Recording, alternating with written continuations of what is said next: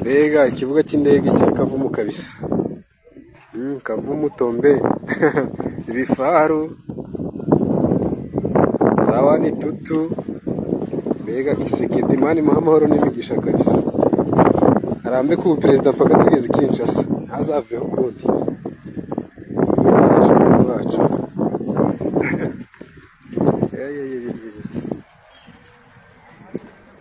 Ibi ni ibifaru. Ibifaru zirazita Zawani Tutu. Ubundi irasa mu birometero birebire kabisa.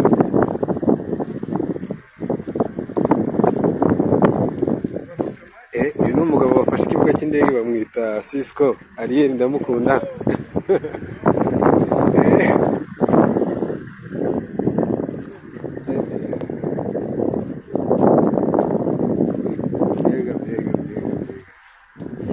Zawani Tutu bunani buracyakomeje kabisa. Bunani buracyakomeje.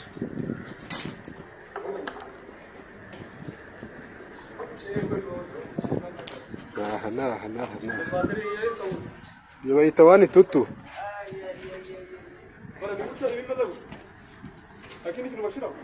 Oya, ni kompori loading iri nyuma. Izi ni za turasagaho mu gitondo. None duse tuzifata. Oya, ni Kisekedi friendly force. Ubuzi ibyo dukeneye. Mshe, ona sasa M23 seko sasa inakaribia fika Kavumu. Njoo hapa banaanza kimbia kabisa. Bawa kimbia sana. Angalia lukololo ya pata. Banakimbia. Basoda banakimbia sana. Maki hapa vinakuwa nguvu.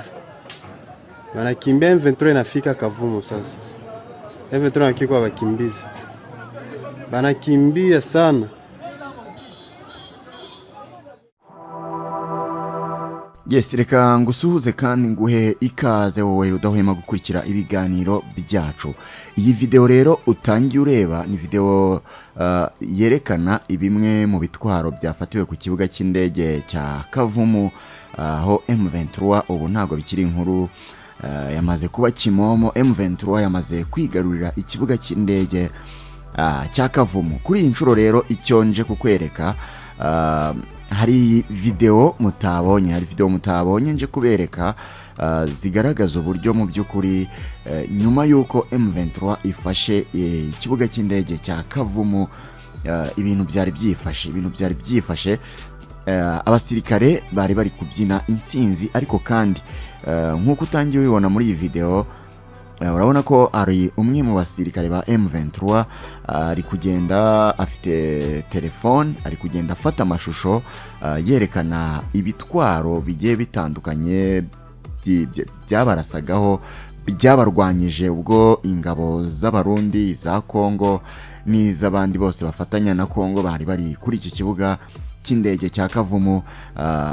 Bavuga bati ibi bitwaro byose, ibi bifaru, izi mbunda za karahabutaka ziri hano zose nizo bakoreshaga baturasa, none dore duhise tuzifata. Bishimye cyane rero, ubona ko ni video igaragaza intsinzi ikomeye cyane, ariko kandi ikagaragaza ikimwaro gikomeye cyane ku ngabo z'abanyekongo, ku ngabo za FARDC, Wazalendo, ndetse by'umwihariko n'ingabo z'abarundi. Abarundi ba perezida wabo yaraherutse kohereza ingabo nyinshi cyane z'abarundi kuri iki kibuga cy'indege kugira ngo zize kukirinda, ariko kuri iyi nshuro wenda reka mbanze nkwereke iyi video nayo yagaragazaga uburyo abarundi birukanse nyuma yo gukubitwa inshuro na M23, uburyo birukanse bahunga umujyi bava kuri iki kibuga cy'indege, banyuze mu mujyi abaturage babashungereye babaseka cyane, bavuga bati ntacyo mutumariye rwose, nimusubira iwanyu, dore icyari cyarabazanye, ukuntu mwari mwaje mukangata muvuga ko muje kurinda iki kibuga cy'indege, ariko birabananiye, amafaranga yacu muyaririye ubusa. M23 bati M23 iberetse ko idakinishwa, iberetse ko nta hantu namwe mu gihuriye, iberetse ko mukeneye imyitozo myinshi irusha iyo mufite aka kanya, dore uko banyuraga mu mujyi abaturage babakomera. Warundi wanakwepa wanarudia kwao, Warundi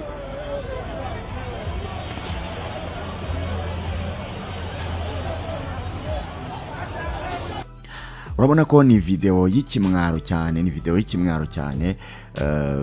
Nyuma yuko rero M23 ifashe iki kibuga, ubu iri kukigenzura 100% ndetse yahasanze indege nyinshi cyane kabisa.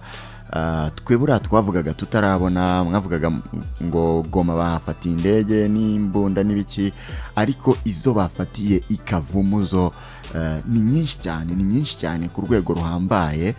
Mwabonye ibifaru nabiberetse, mwabonye imbunda z'ubwoko bwose, ariko noneho by'umwihariko byageze ku ndege byabaye akamaramaza kuko ni indege nyinshi cyane ziruta rwose izo bafatiye Goma, kandi noneho zo ni iz'amoko agiye atandukanye, harimo izo kurwanisha, harimo ndetse n'izo gutwara abagenzi bisanzwe. Iki kibuga cy'indege rero ni kimwe mu hantu h'ingenzi cyane hari hasigaye ku ruhande rwa leta ya Kongo n'abafatanya nayo mu kurwanya intambara, kuko nicyo bakoreragaho, nicyo bateguriragaho intambara zose, zaba izo ku butaka, izo mu kirere. Ndetse iki kibuga cyagiye kinifashishwa n'ingabo z'umuryango w'abibumbye mu bihe bigiye bitandukanye ubwo zari ziri muri aka gace. Urumva ko rero cyari ikibuga cy'indege mu by'ukuri gikomeye cyane, cyatumaga M23 iri kugorwa cyane n'urugamba rwo muri Kivu y'Amajyepfo. Ariko kuri iyi nshuro nk'uko no mu itangazo umuvugizi wa AFC M23 yabisobanuye, yavuze ko iki kibuga ari kimwe mu byo bari bakeneye cyane, kuko cyatumaga izi ngabo z'abanyekongo n'abarundi bakomeza kwica abaturage, bakomeza kubagabaho ibitero bigiye bitandukanye. Ariko kuri iyi nshuro kugifata babigeranije no guhagarika ikibi, ndetse n'intsinzi ikomeye cyane. Abakongomani rero bakomeje kwishima, abakongomani bashyigikiye M23 bakomeje kwishima ko uyu mutwe ukomeje kubakiza ingabo zabo za Kongo ndetse n'abawazarendo bagenda babahohotera mu bihe bigiye bitandukanye. Ngira ngo rero ni ikiriho cyo kwibazwa, ntabwo kuba bafashe iki kibuga cy'indege ni kimwe, ariko kandi ikiri kwibazwa ni hagiye gukurikiraho iki. Aba Barundi mwabonye bahunga, ndetse n'ingabo za FARDC abenshi rero mwabonye bahunga ingabo z'u Burundi. Mwagiye mubona bafite utumatera, bafite udukoresho tugiye dutandukanye, ndetse n'iz'abakongomani nazo bahunganye nyine utwangushye twiganjemo utwo bazarya, utuzabatunga muri iyi minsi y'intambara. Hari n'amashusho yagiye agaragara aho bamwe mu basirikare bari bafite n'inkoko ubwo bazitwazaga bavuga bati ntawamenya aho inzara iri bufatire umuntu, n'uguhita umuntu agakinja akakarya.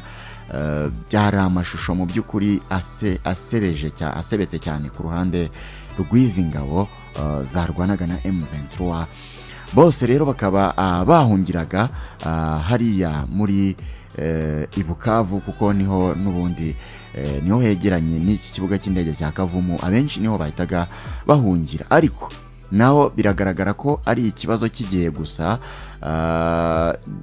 n'ubundi rusibiye aho ruzanyura, kuko M23 ikigaragara cyo nuko isaha n'isaha n'ubundi ifite ubushobozi bwo kuba yafata Bukavu niho bari kuba bahungiye. Ariko mu by'ukuri ngira ngo hari n'amakuru avuga ko bishoboka ko hari zimwe mu nyeshyamba cyangwa se mu barwanyi ba M23 bagaragaye mu mujyi wa Bukavu, ariko bitari mu buryo bwo kuwufata. Nta makuru ahari ataremezwa n'urwego urwo ari rwo rwose, ariko bamwe mu baturage bavuze ko babiboneye bari gutembera muri uwo mujyi wa Bukavu. Ariko mu buryo buri officiel, mu buryo bweruye, mu buryo bwo ku mugaragaro, ntago bari bagera mu mujyi wa Bukavu. Ariko ni ikibazo kigiye gusa, kuko n'ubundi niho umwanzi ari guhungira, kandi mu gihe cyose bagihanganye byanze bikunze barashaka gukubita umwanzi aho ari hose bakahamusanga, kugeza bamushushubikanyije. Abarundi rero hari amahirwe menshi yuko n'ubundi Bukavu nibamara kuyifata bazahita bahungira mu Burundi, ndetse birashoboka ko hari n'ingabo nyinshi za FARDC zizahungirayo, ndetse hari n'amakuru yavugaga ko mu gihe kino kibuga cy'indege cya Kavumu nicyo bifashishaga nyine bategura intambara zabo, bagaba ibitero bagira gute, bikavugwa ko ngo mu gihe cyose cyamaze gufatwa birashoboka ko ngo noneho bagiye kwimukira mu Burundi. Murazi ko n'ubundi Bukavu yegeranye n'u Burundi, birashoboka ko ngo bashobora guhita bajya i Burundi bakajya ariho bakoresha ikibuga cyaho mu gutegura ibitero byabo. Ibyo ngibyo rero n'ubundi byahita bishoza intambara mu buryo bweruye mu gihugu cy'u Burundi, kuko ubwo M23 niho umwanzi wayo yaba yimukiye, niho yaba agiye kujya yitera aturutse. Bisobanuye ko nabo hari amahirwe menshi yuko bashobora no kubasangayo, ubwo intambara ikagenda yaguka gake gake, yagukira no mu bindi bihugu, nk'uko hari impungenge zimaze iminsi zigaragazwa n'imiryango mpuzamahanga, bavuga bati iyi ntambara ishobora kuba yakaguka ikaba yakwira muri ibihugu byose bituranye na Kongo n'u Rwanda. Ibi ngibi rero u Burundi burimo kugerageza gukora ni ibishobora kwenyegeza umuriro bikaba byateza iyo ntambara n'ubundi ikagera mu bihugu bigiye bitandukanye. Gusa ntago aho ibintu bigana ntago byari byagera kuri urwo rwego, gusa mu gihe cyose byaba bigenze gutyo birashoboka cyane.